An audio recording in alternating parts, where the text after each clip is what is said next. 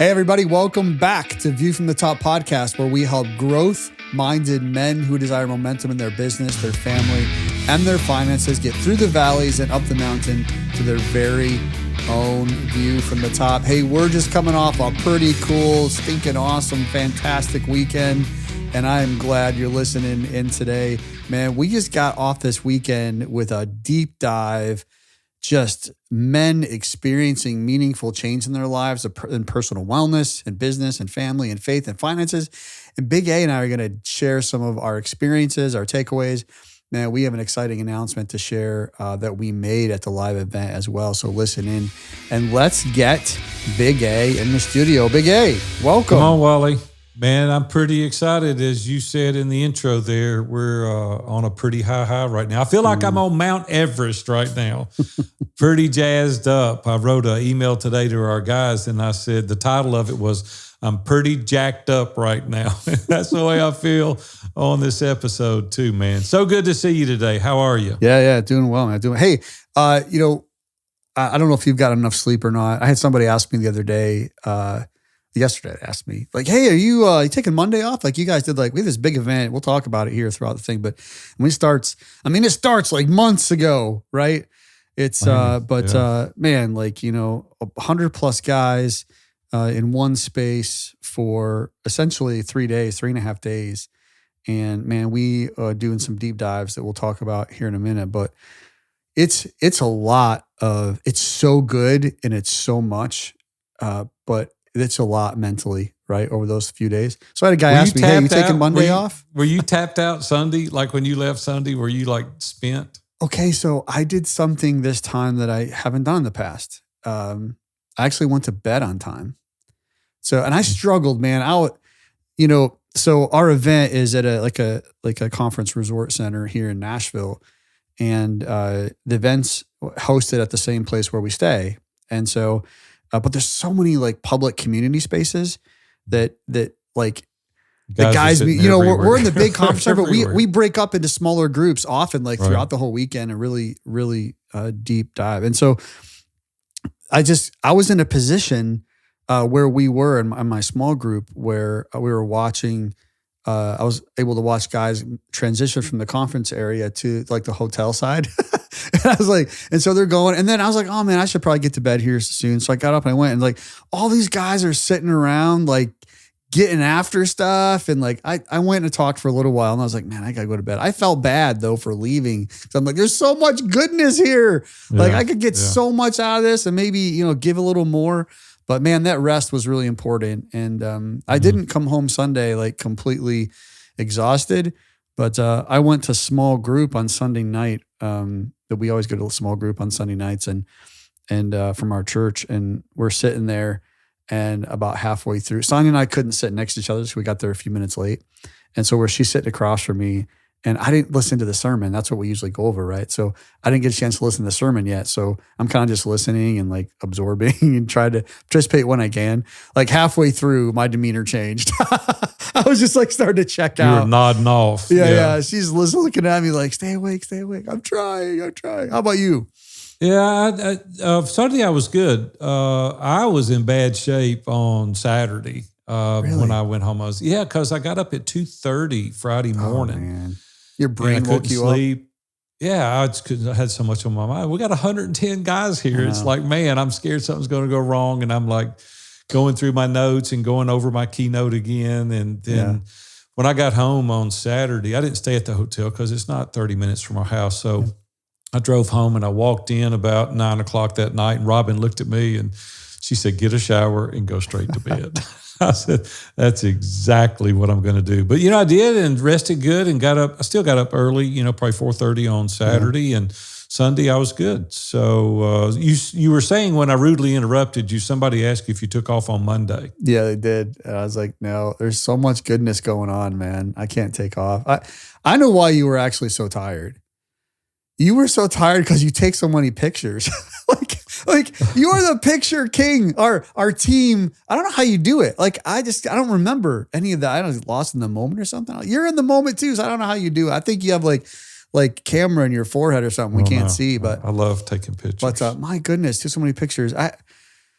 you took a lot of great pictures, and man, I was looking through them yesterday, and I have a question for you. Okay. Uh-oh. I don't know if I want to answer this. Go ahead. When's the last time you looked at a picture of yourself that someone else took? Yeah, I hate to do that, just to be honest with you. I always think I look better than I do. I thought I looked better than that. Like I look a little older, and there's always this little belly. I'm like, can I not do something to get rid of that belly? What in the world? It doesn't look like that big from here, but from the camera angle, it's like, I got some work to do. I got that belly. Man, yeah, I hear you. I'm the same. Like I have these pictures that you took. You took pictures of all kinds of guys, and there's a couple in there of me, and I was looking at it and I'm going, oh my gosh, like I got a little belly thing I haven't seen before. So I forget to suck it in. And then I have this little, I asked Sonia yesterday, I had a moment where I was like, last night we ate dinner and stuff and I was kind of quiet. She goes, what's going on? I was like, when's the last time you looked at yourself in pictures? I was like, I had like this, I said, am I attractive to you, honey? Cause I got this slouch thing going on a little bit, and I'm like, ooh, like, just not like, what did she say? I'm curious to. No, she laughed at me and winked at me and said I was fine. She was still attracted to me, so that was good. But yeah, it's the older you get, it's man, it's hard. It's tough. It's I don't even know the word for it, but yeah, Wally, we're getting older, but it's just it is what it is. And I will say, I did think in some weird way that I look smarter or wiser. Maybe you were tired when you looked at those pictures. That could be it. So it's my kids bug me all the time about how many pictures I take. And a couple of years ago when Google Photos came on and they said, download all your pictures for free. And I was like, boy, that's going to be a tall order. But I did it. It took 31 days to download my pictures off my desktop, 176,000 pictures. High-res pictures, because I love to take pictures. I got a pretty nice camera and take some real high-res pictures, and 176. Brooke and I have got a little contest going on. I got 49,000 pictures on my cell phone. Brooke's got 76,000.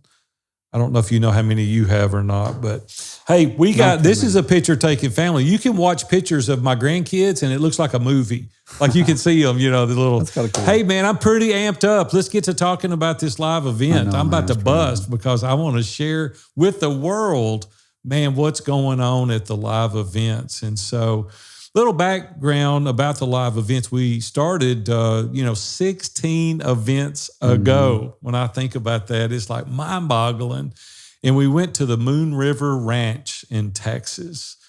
And I won't go through all that, but I was scared to death because I thought we had gotten lost. And then we got out there in the middle of the boonies, 6,000-acre ranch. This country music star owned this house. And I thought it's got to be good. I was scared to death. We had about 50 entrepreneurs from all over the country coming in. I'd never been there. And I said, lesson learned, don't ever have an event where you haven't been personally. But it ended up amazing. But the dirt roads and the tractors that had to pull us through the mud had me a little bit alarmed. But we learned some things. Great memories. Yeah. Had one here in Nashville, this past weekend, and it was phenomenal, man. What a great time. What a great time. Hey, what was some things for you that maybe was a little different than previous ones, or maybe some things that were really highlighted for you? Man, anytime we do these events typically a couple times a year. And, when you've got 100 plus guys coming in, so our avatar is what we call our David, right? They're growth-minded Christian business leaders, men, and man, a lot of times when you go to conferences, you're there and you sit in a seat and you listen. And maybe there's some like networking things you might go to where you're kind of just, meeting new people for the first time or, trying to network. Like this is different. That is not what we do. This is different. Yeah. I think one of the big takeaways for me, I know we're going to dive into some of the things that's a little bit here as we go through this, but some of the highlights for me, a couple of them. One is I've been I've been in the Iron Sharpens Iron mastermind now for be 8 years in October, which is crazy to think as a member. And, I've been to, this was my 14th event. I missed the first one and then I missed another one there because of some vacation. One of my daughters was a senior and the spring break was at the same time. So we weren't able to go. I wasn't able to go that one time, but I've been to a number of them and I've been in ISI for a long time. And when you get a new guy that comes to this event and they sit there in that seat, yes, in the conference area, but more so like when we have like 3 or 4 times, hours, like blocks of hours where we get with our individual groups and of course they're named. So like I'm a member of the Gunslingers group, which is pretty cool. And then I facilitate a group called the Co-Pilots. And there's all kinds of names. There's the Forge, there's 100%ers, there's True Grit, True North. Like there's 15 of them and it's awesome. And so, but when you get a new guy that comes and he sits there and you just like watch his demeanor, and there's a new guy, Ben is his name, and he's first time in Co-Pilots. Actually, he joined just a week before ISI. He joined ISI the week before. So he was on one weekly call with us before we went to the live event. We get to the live event and that first night we're sitting there and we did, I think it was 3 or 4 hours and we had like 3 guys. We did like deep dive hour long man in the middles.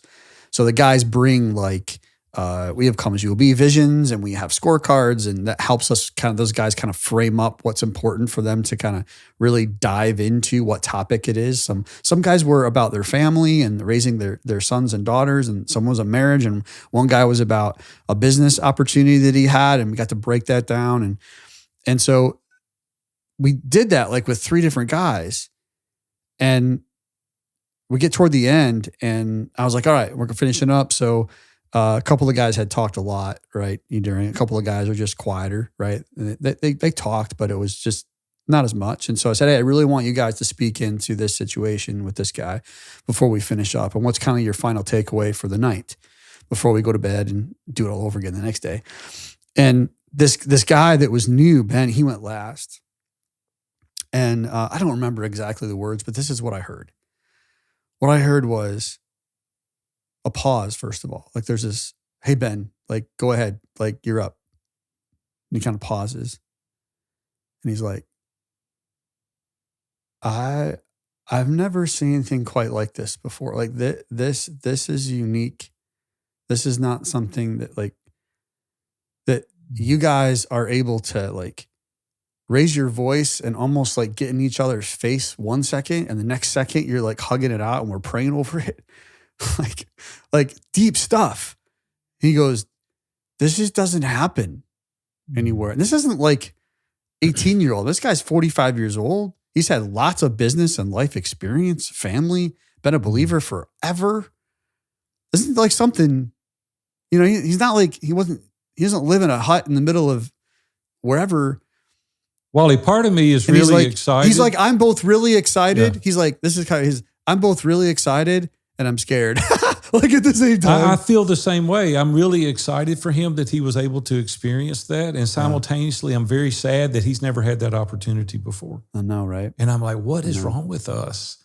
We need to have an opportunity to be able to share with no condemnation, no judgment, a safe environment where you can really tell people how you feel. You can be transparent. You can be vulnerable.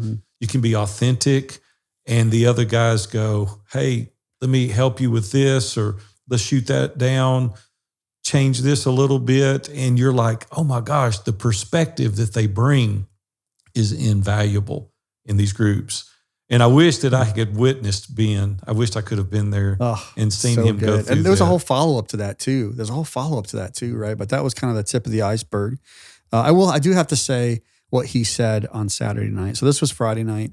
We met, had breakouts and topics. We'll talk about those in a minute on Saturday morning. And then we had a group competition. It was really fun. And then we did a few hours in the afternoon of individual time, came back, did dinner, and then we did some individual time in the evening. And so Saturday night we're finishing up, and I think he went last that night too for some reason. And kind of his statement of the whole weekend was this.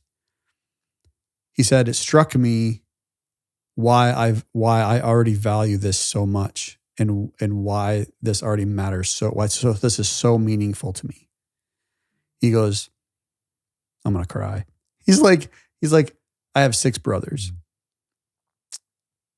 This is what it was like growing up with my 6 brothers. And now we're all spread out apart, living in different countries and states. And he goes, you guys are my brothers. Wow. Golly, I would have bawled like an 8-year-old. I would have. I did. I was like, oh my gosh. Yeah. Man, what a breath of fresh air. I know. Another takeaway, then I'll let you tell me about your takeaways, your big ones. So within the group, there's a guy that I can use first name. So Bo, he's kind of had his own flooring business for a long time. And the reality is, like, we all agree with him. He's not a real good business operator. Like, he's great at sales and great at execution and working with, the team to actually get the floors put in and all that. But like, when it comes to like operations, finance, all that, he stinks. Like, it's not his thing. And he's struggling. He's a great man though. I'll tell you that. This guy is a champion of a man. Yes, he is. And what he discovered is he's come across this opportunity where there's a distributorship for a product, a floor covering product.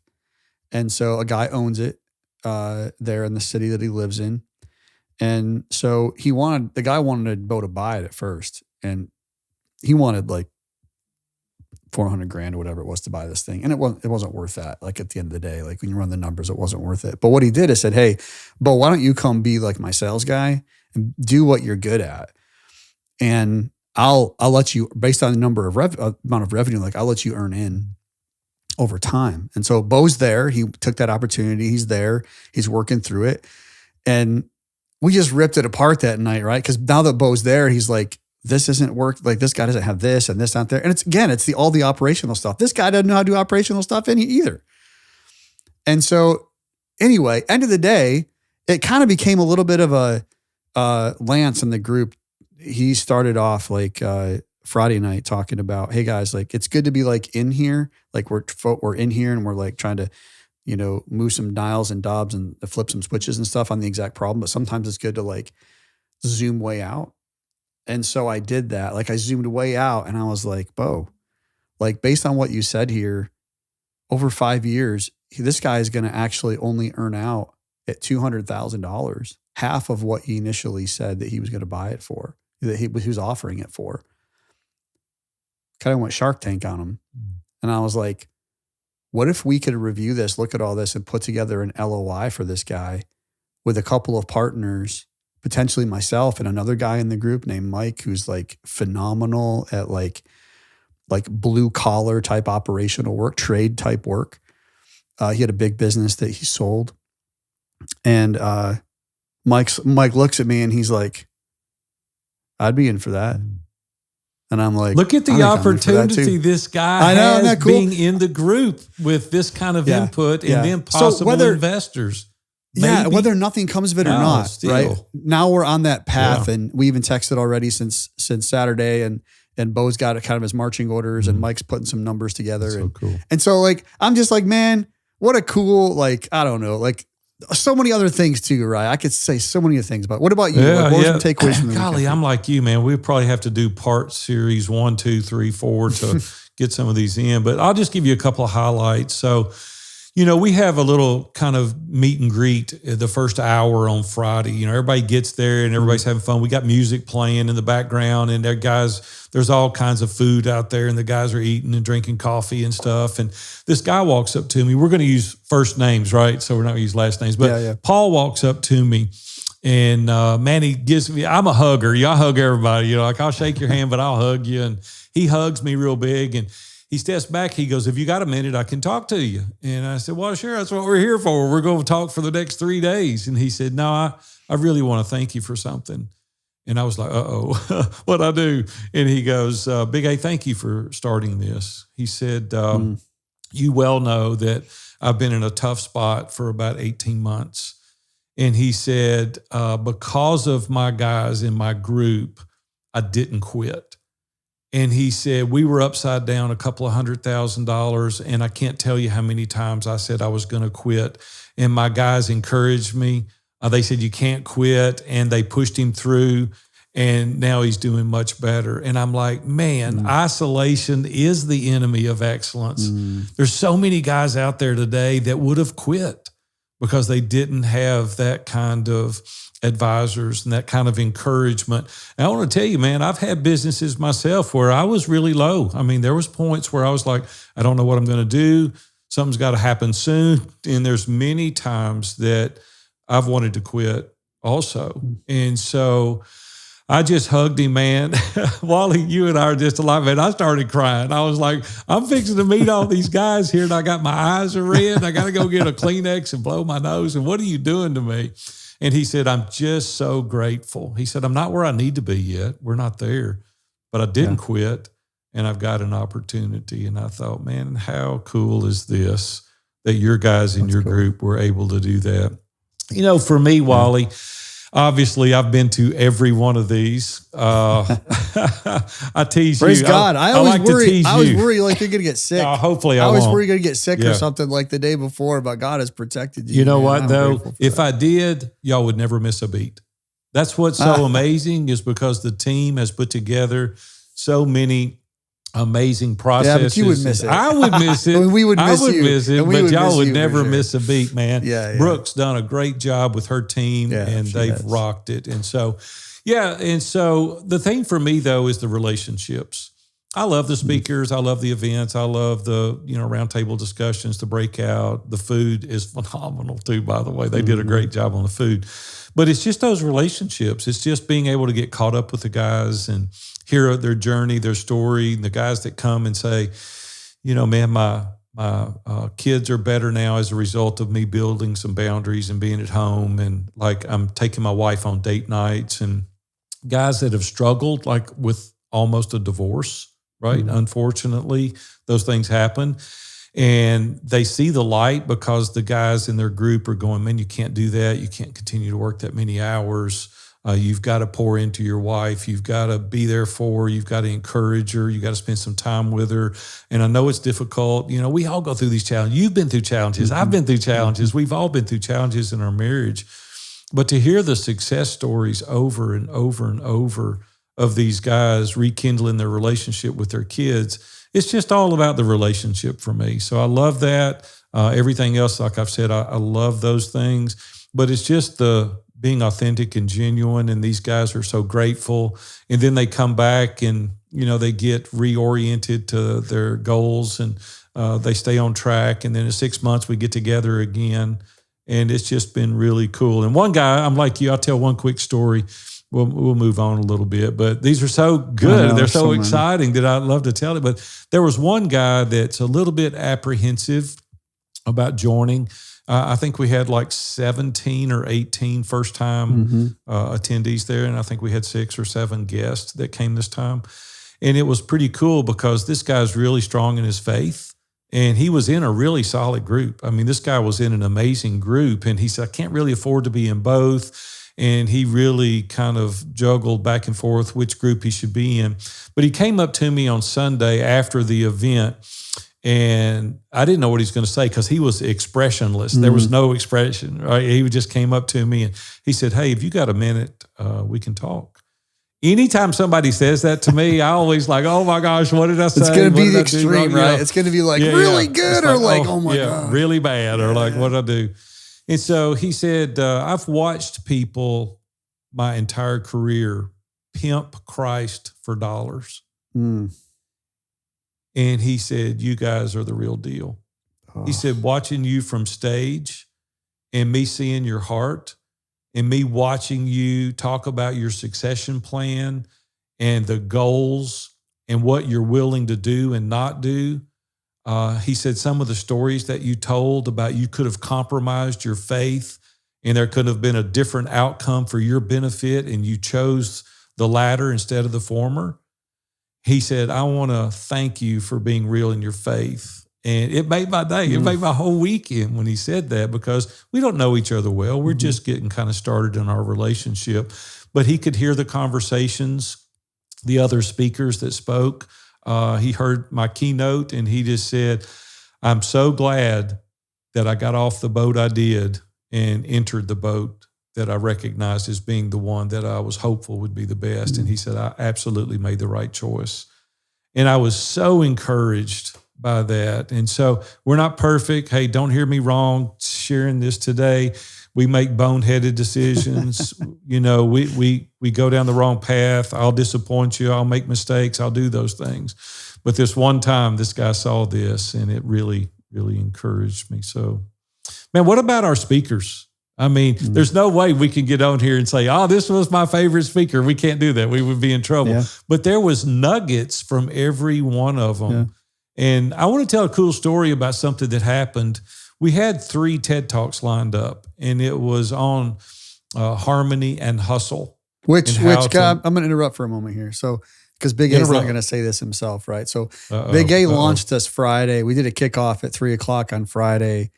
And Big A launched us with an hour kickoff talk around harmony and hustle. And man, it set the tone. God used that just to set the tone for the whole weekend. And, obviously you being God allowing, working in your heart for you to be real and transparent and authentic and genuine, always, but especially from a stage, that's hard to do. Like you're literally exposed on stage, right? Physically, and then alone, you expose yourself emotionally and intelligently. And man, I just want to thank you for that. It was a great way to start it off and really set the tone on harmony and hustle, for the whole weekend. So I'll let you continue, but I just wanted to tell you thank you. Yeah, I appreciate that. Yeah. Thank you. Thank you for saying that. You never know, you think through it, you pray through it, you rehearse, you practice. I'm always changing things, 2:30 in the morning, you're changing things. You're like, I need to say this instead of that. Then when you get through, you replay it and you go, I forgot to say this, or, it's crazy. But anyway, God gave us an amazing time with harmony and hustle, how to live a life with conviction. And so we had 3 other keynotes lined up, and one of our guys, Quentin, amazing guy, had an appointment that he had to make, and he was called away, and he had to do that. So I was like, oh man, what are we going to do? Like we don't really have time to get another guy, and started thinking through it. And one of the things that we've addressed in ISI for years, but not really addressed it in a real forward manner, is addiction. And so I called Robbie Gallaty, my pastor, and I said, Robbie, listen, we're going to talk on addiction. And do you have anybody? And I couldn't even get the question out. Robbie just jumped in. He goes, Cliff Roth, you got to call Cliff. And I said, well, let me finish my question. And he goes, if it's about addiction, Cliff is your guy. And so Cliff lives in Kentucky, and he hooked me up with him, and I called Cliff and told him what we were wanting to do. This just shows you the sovereignty of God right here.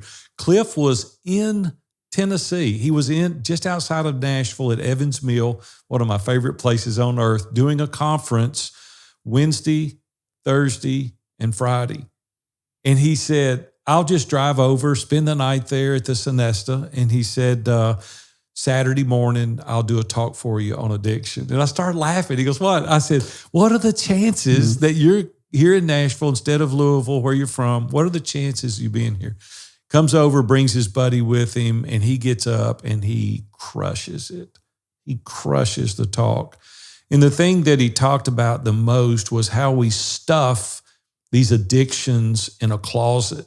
And then we got these firefighters and managers that were always turning loose to help us work through that, but nobody ever opens the door. And he talked about how in his childhood, some of the situations that he went through and how that remained there for decades. And it was just devastating his life until one day he said, I've got to work through this. And he did. He came clean with his wife. They talked through it. He got help. And now he's like the expert on addiction. And he's traveling all over the country, helping other people break free from these addictions.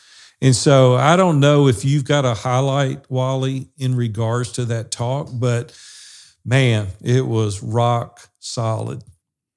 Yeah, man. So Cliff obviously told his story, and I want to say his story resonated with 75% of the guys that were in that room. Yeah. You know what I love about guys? I love what we do here. I love it because we're raw, and we work to be authentic and genuine. Don't work at it, actually. We just are authentic and genuine. And Cliff was too. And when you do that, you relate to people in a way that, because it gives names to things that you've never been able to give names to before. It gives it, I'm not talking about giving it credibility. I'm just talking about giving it like something it's been in your mind or your heart that you felt for so long, but you can't name it. And Cliff talked about his journey younger, and when it came to like pornography, he talked about his, intro to pornography essentially was the JCPenney catalog. And I was like, guilty, like that was me. That was my very first introduction to that world. Looking at the bra section. Yeah, the but it came about catalog. because one of the things Cliff said I thought was so true is that like there's a natural, like God's designed us to have that curiosity and that excitement. Right. The challenge we have with as being young men is that very rarely, and this is Cliff's experience, it was my experience, very rarely do we have a responsible grown man, namely our dads, that can walk you through that walk us through it. And his experience was like mine.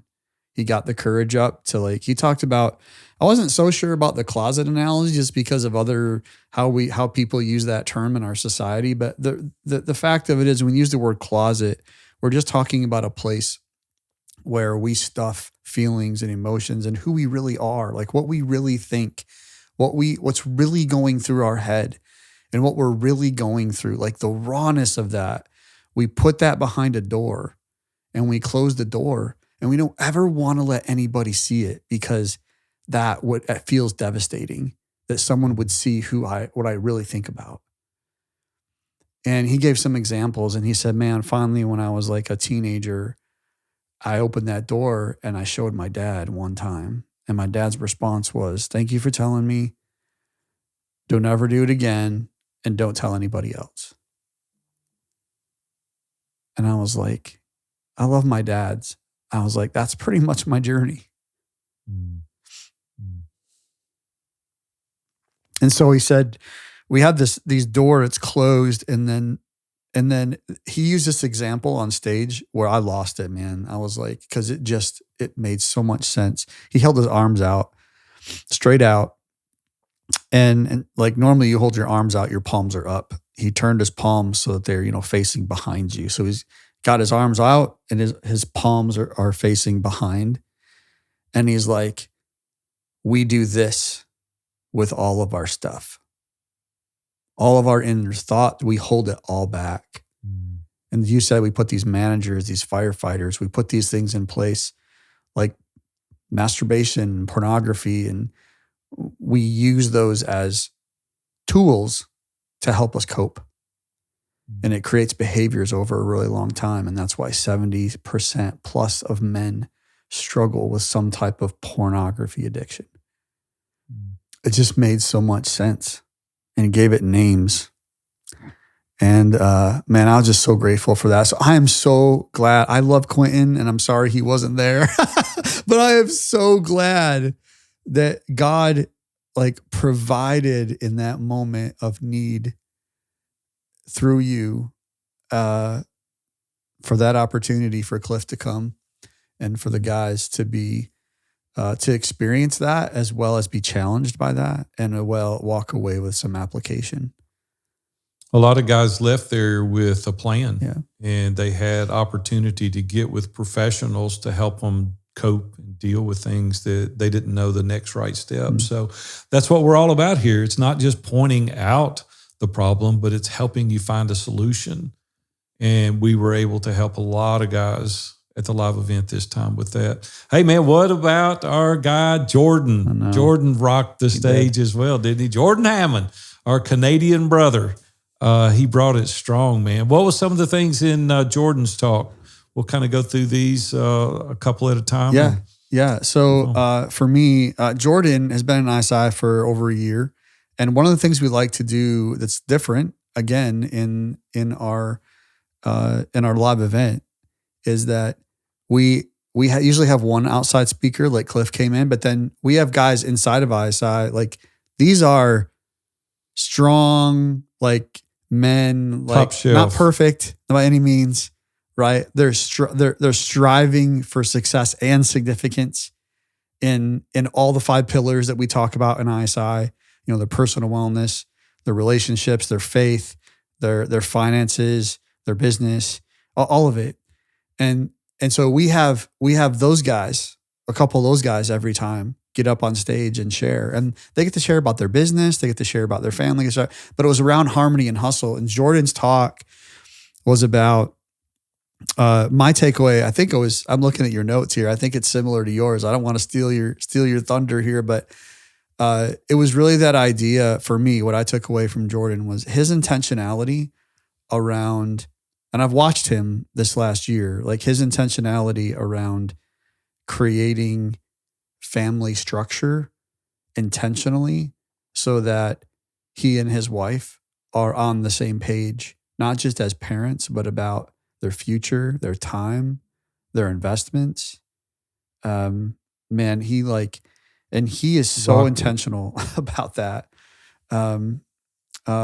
Yeah. I even felt guilty a little bit because, you know, Jordan's 40 years old, late 30s, early 40s. I got kids his age, and it made me feel guilty because I'm not as intentional about my own family as Jordan was. And the things that he talked about, he's a big EOS guy, and he was talking about building out a structure similar in nature for your family.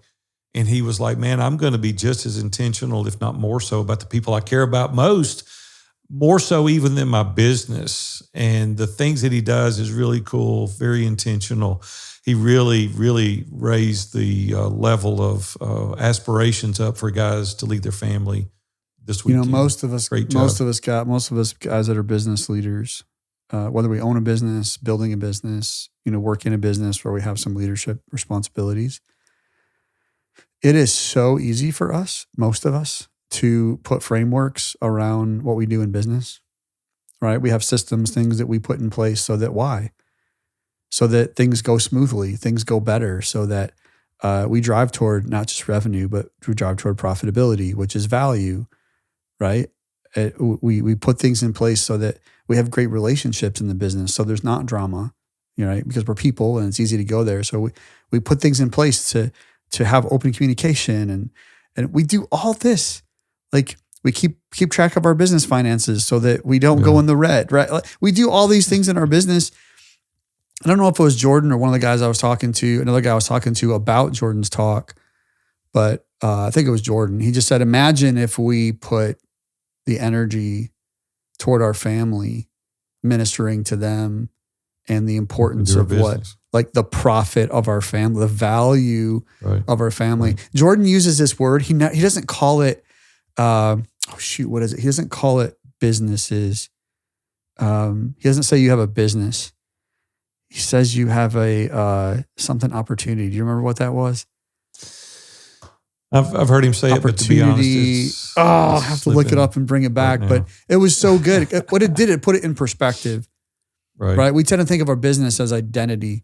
Opportunity vehicle. That's what he says.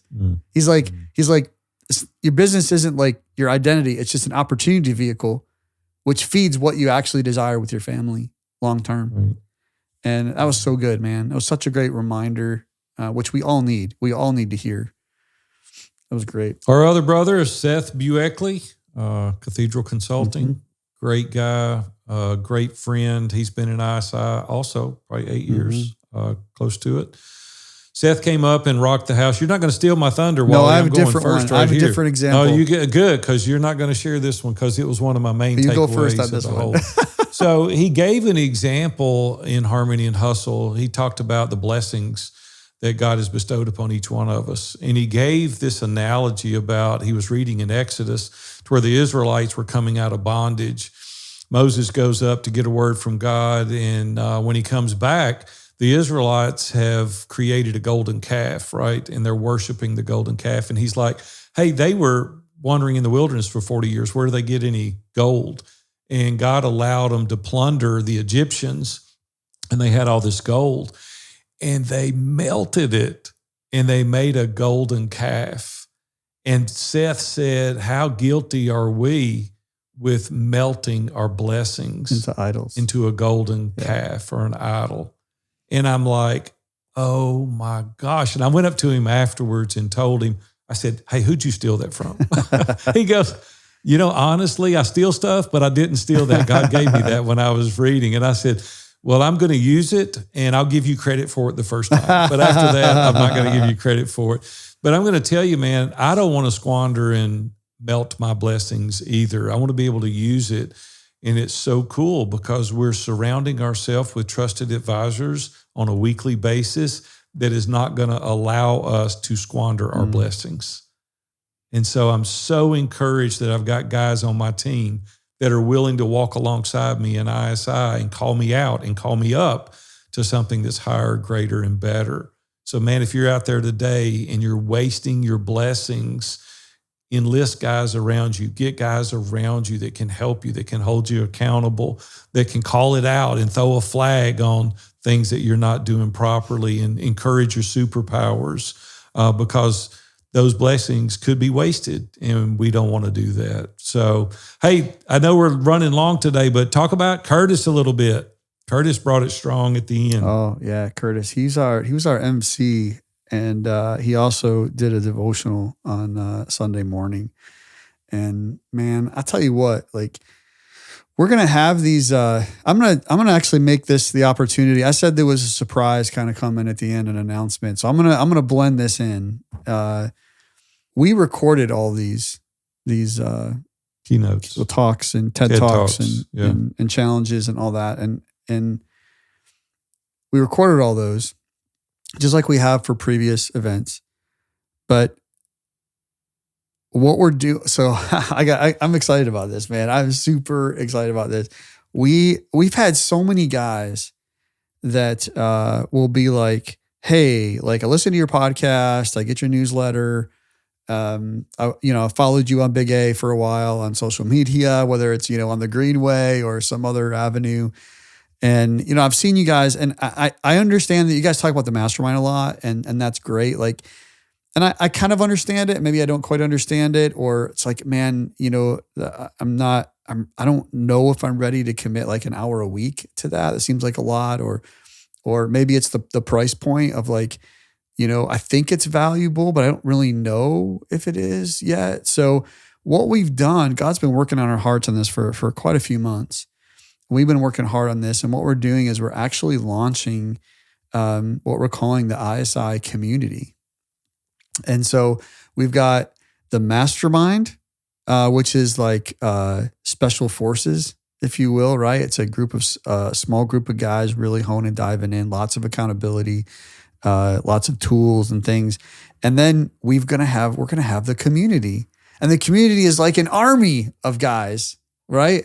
So the community is really around the idea of bringing together growth-minded Christian business leaders that really are looking for meaningful connection and engagement in that environment. And we're going to provide a way to do that.